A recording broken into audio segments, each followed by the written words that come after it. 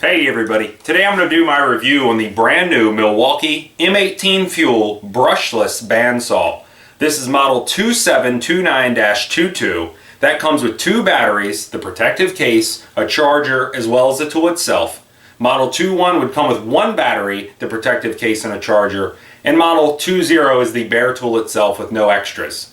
I'm going to show you a lot of different clips of this thing cutting a lot of different types of metal, as well as an unboxing portion so you can see what comes in that case and just how big the case is. It's actually the biggest Milwaukee case that I've ever seen, and it's pretty much the size of about a suitcase, but it does a great job protecting it, and you're not going to have to worry about it banging around the back of your truck and damaging this saw. The blade change on this is very easy. I'm going to show you how to do that, and then I'm going to point out some other features that it has, like the adjustable shoe, as well as an LED light under here and a quick release blade system so you can change the blades very easily. Now anytime you change the blades on one of these, you want to remove the battery so there's no chance of it accidentally cutting on it and hurting yourself, and you always want to wear gloves when you change those blades. I made the mistake of putting the first blade on without gloves and I cut my fingers, so make sure you wear gloves when you change these blades because they are sharp. So now stay tuned and let's watch how good the Milwaukee M18 FUEL Brushless Band Saw works. Okay, just like any other Milwaukee case, there are 2 latches on the top you undo. The case will unfold in half. And inside they have the bandsaw itself, model 2729-20. That's the bare tool itself. They have the charger up here, and instead of laying flat, it is turned upright. The extra battery is in the top, as well as a sample blade. So they do give you 1 blade with this, sort of like a Sawzall or something. They will give you a blade with one of those too. And this is just a standard blade. I would imagine it's probably 20 TPI or something. And in the top they have the owner's manuals, or excuse me, operator's manuals, as well as their little booklet that shows other M18 and M12 FUEL products. The operator's manual, the first one is for the bandsaw itself, and the second one is for the batteries and the charger, which is very standard with any of their kits. It's nice that they put a little sleeve up here where you can keep those installed and keep them in your case. And then it is really nice that they have actual bandsaw blade storage built into the top. So you can keep 1 extra blade up here, possibly 2, depending on how you can squish them in there. But definitely 1 extra blade is designed to fit in here. The bandsaw itself fits in here nice and tight, and when you carry it around, nothing is rattling around, and it will come right out. You can see it is form fitted for the base of the bandsaw itself, so it does sit in here at a nice angle with a blade installed. So you don't need to take the blade back off to put this in your case. Having the blade on there is perfectly fine, and that is how they have it designed. Now, I'll take the actual bandsaw out now, and I'm going to show you a few different features with it.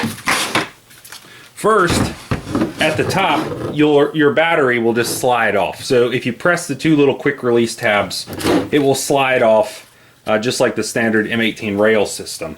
To install it, you just line it back up and then just press it. It's going to click in place. And now it's reinstalled.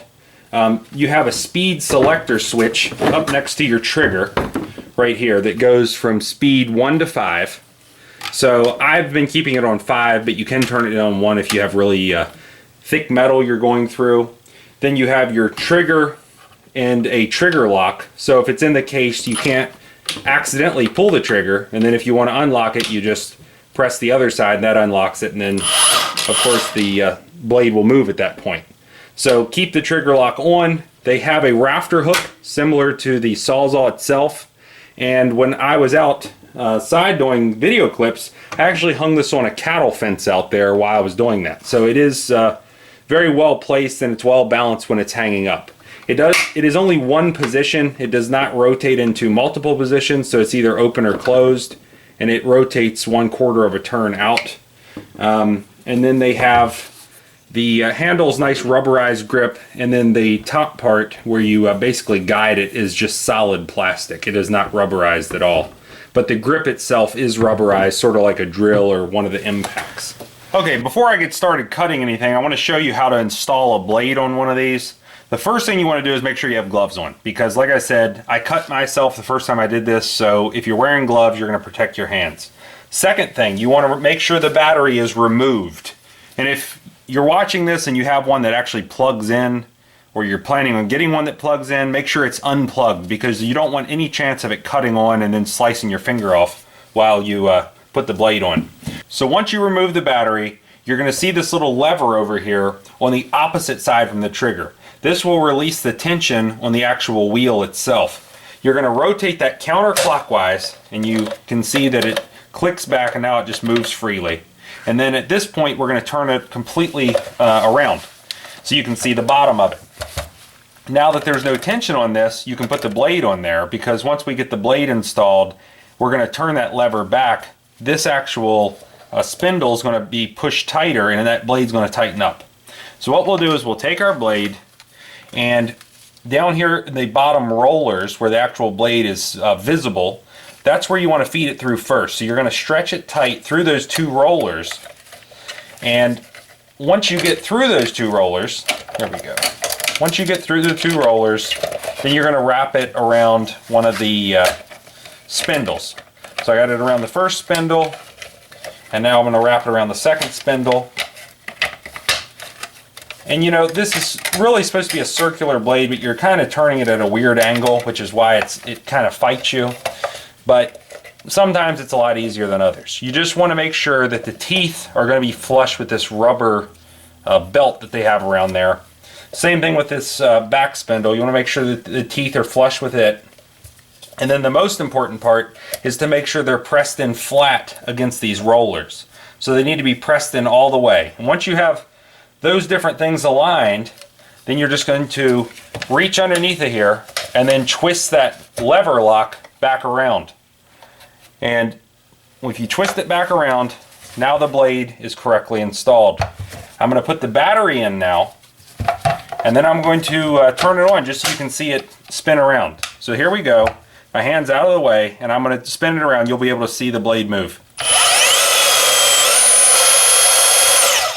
So there you go. Everything's back installed correctly, and we are ready to cut some metal. Okay, I'm going to make this cut with the 10 TPI blade on speed setting number 1. You can adjust the speed settings on this, so cutting through, you know, thicker metal, I want to go on the low speed. And I'm just going to let the weight of the tool cut through this pipe. I am not going to be pressing down on it with any force at all. So here we go. We're going to see if it'll cut right through this. My hand is free. The weight of the tool is what is pressing down on it. And you can see it's relatively flat.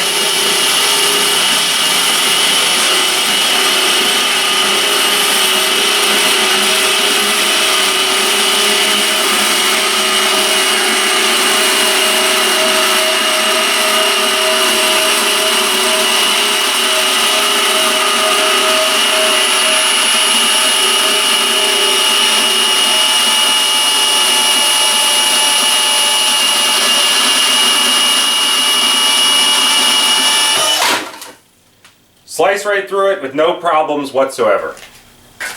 This is some very small angle iron.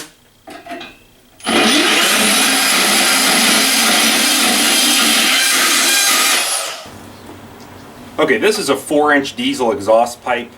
The metal on an exhaust pipe is fairly thin, so I'm going to turn the speed of the bandsaw up to 5, which is the maximum speed. We're going to cut through this and see how fast it goes. And then I'm going to turn it back to speed 1 so we can see the difference in the two speeds. So here is speed 5.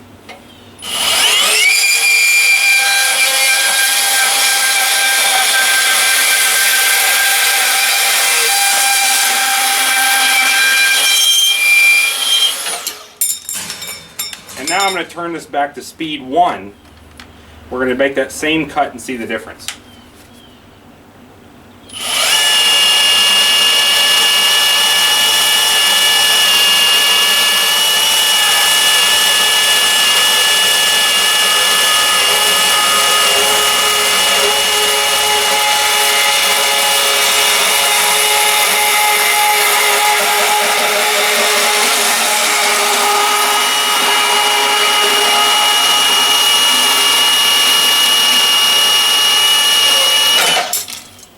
This is going to be a demonstration to show you how good the LED light works. I'm going to turn the shop light off now, and the only light you will see will be coming from the M18 Fuel.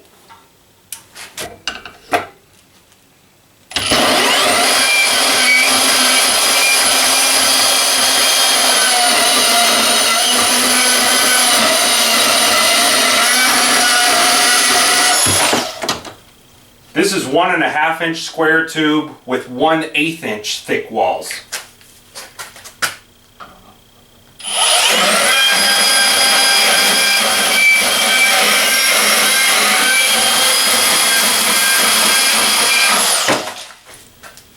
This is 2-inch square tube with 3/16 inch thick walls. I'm going to go ahead and slice through this with the M18 Fuel on speed number 5.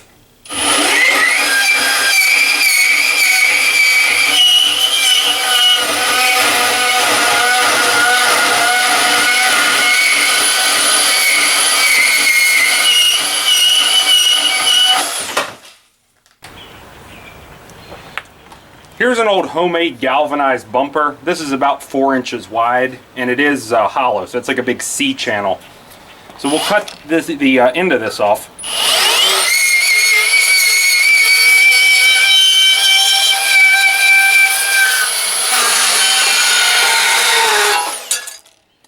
You can see it'll slice right through there. It does a nice edge all the way around with just slight burring. But if I didn't have gloves on, when it cuts through any of this material, it is not hot to the touch. So, okay, I'm going to be cutting through this 1/4 inch thick piece of angle iron. This is the biggest piece I could find. The steel on the side walls of this is 1/4 inch thick. And I'm going to be using the M18 FUEL Band Saw on speed setting 5 to cut through this, which is the fastest speed setting.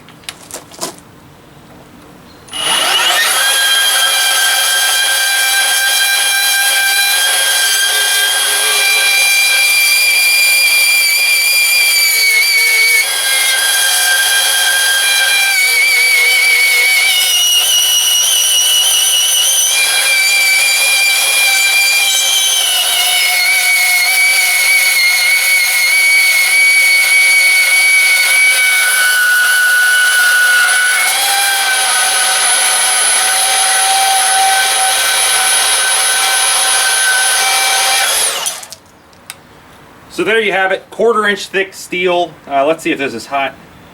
This is a little warm on the end, but it's not burning my fingers. And there's only a real slight little burr around the edge. I mean, almost none at all. If you hit that with a hand file, it'd be ready to weld.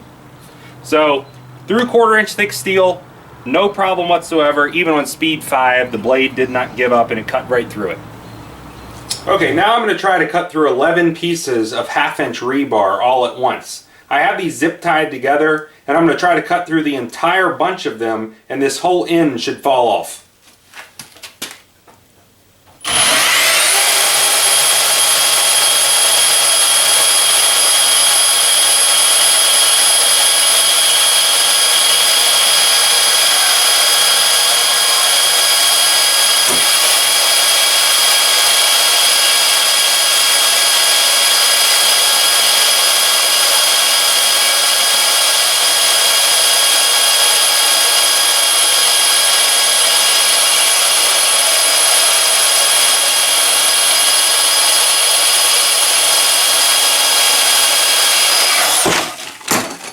And there you go, 11 pieces of rebar cut through all at once with no problems at all. So now you've seen for yourself what the Milwaukee M18 FUEL brushless bandsaw is actually made of. It cut through everything I put it up against, and I had no problems with it whatsoever. And the battery really lasts a long time. I didn't even have to break out that extra battery because I didn't use a full charge on it. The blades are very easy to change. The light lights everything up well. And it's very balanced. It is a heavy tool. It does weigh 15 pounds, which I think is pretty much identical to the corded version. So you're not getting some, flimsy little piece of junk. This really does feel like a nice quality tool. And I think from the video clips today, you can see that that's the truth. With Milwaukee, because this is a power tool, it's going to be covered by their 5-year warranty. And the battery is going to be covered by their 3-year warranty. So as long as you have a problem with it and it's a manufacturer defect, they're going to pay for round-trip shipping on it and fix it for you for free. That's not going to cover it if this falls off the roof, but as long as you go out and pull the trigger and it just doesn't cut on, or there's some problem internally, they're going to fix it for you and it's not going to cost you a dime. If you like this video, please click like. If you like my channel, please click subscribe, and thanks for watching.